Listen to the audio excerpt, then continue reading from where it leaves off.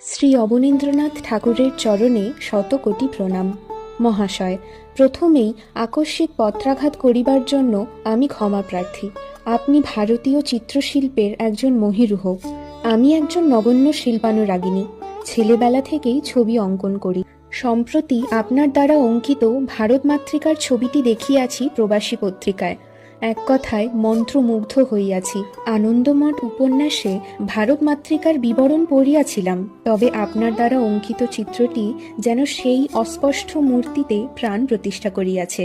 আমাদের দেশ মাতৃকাকে যুগের পর যুগ ধরিয়া ক্ষত বিক্ষত করিয়াছে এই নিষ্ঠুর ইংরেজরা। আমি ঈশ্বরের কাছে প্রার্থনা করি, আপনার এই চিত্র যেন স্বাধীনতা সংগ্রামের শিল্পীদের অবদান চিরস্মরণীয় করে রাখে। স্বাধীনতা সংগ্রামীরা যেন আরও অনুপ্রাণিত হয়। আমার পিতা আমাকে শিক্ষিত করিয়াছেন, কিন্তু এই সমাজ সেই শিক্ষাকে ভালো চোখে দেখে না।